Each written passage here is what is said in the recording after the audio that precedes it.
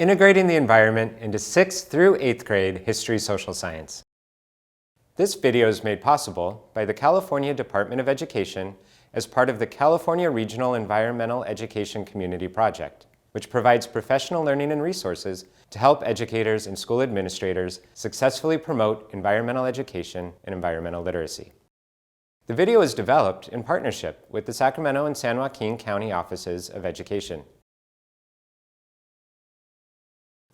Welcome to this brief overview of environmental literacy in grades 6 through 8 and its connections to California's history social science standards and framework. I'm Charlie Gilmore from the Sacramento County Office of Education, and it's my pleasure to share some ideas that will help you gain a better understanding of how environmental literacy is represented in California's HSS framework. In addition, we'll address some considerations regarding integrating instruction on the environment into your history social science curriculum. The 2016 History Social Science Framework asks teachers to integrate California's environmental principles and concepts into their history social science instruction at each grade level. Knowing that one of the most valuable commodities in a classroom is time, SCOE has developed a resource designed to aid teachers in this endeavor. So, how do we integrate instruction about the environment into our history social science lesson? The first step is identifying the points in your grade level standards where it's most relevant and appropriate. The Environmental Literacy Compendium pairs the language of the framework with suggestions for instruction that connect the standards-based content to one or more of California's environmental principles and concepts, also known as the EP&Cs.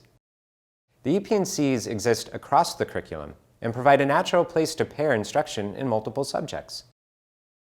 In addition, where appropriate, the compendium makes connections to the next generation science standards. In the 6-8 grade band, we've identified 10 points of natural integration of the EP&Cs.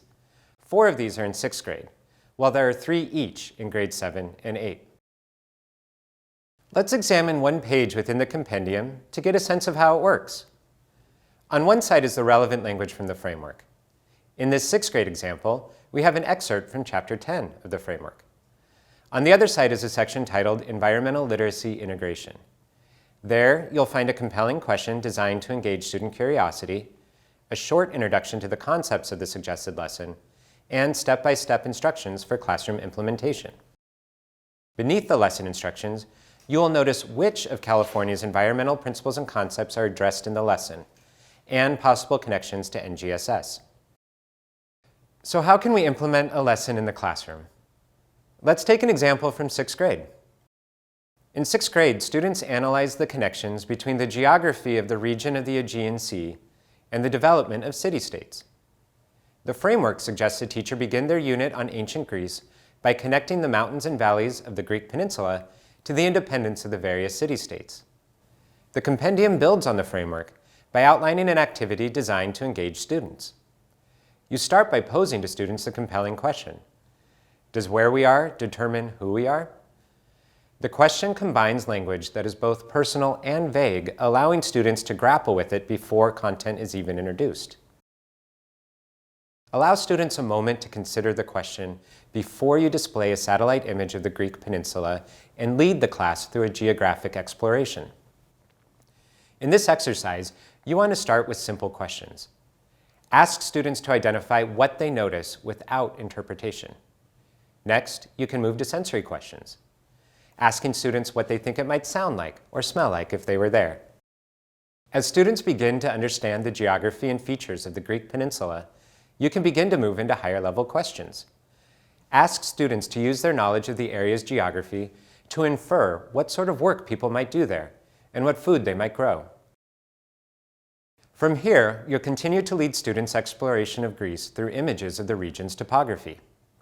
Provide students with images of mountains, valleys, coastlines, and fields from the region, while continuing to ask guiding questions of your students.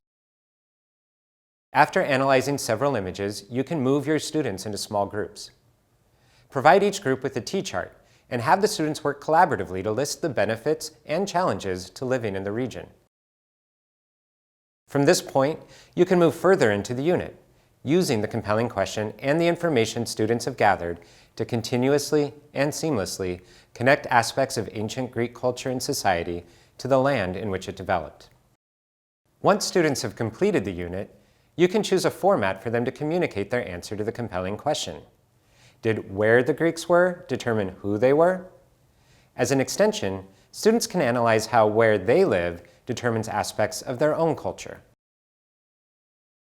We hope this video has provided a helpful overview of environmental literacy and social science, and has given you some tangible ideas about how to infuse it into your curriculum. Thank you to the California Department of Education and the California Regional Environmental Education Community Project for funding this video. Technical production of this video is performed by the Sacramento County Office of Education's Internet and Media Services Department.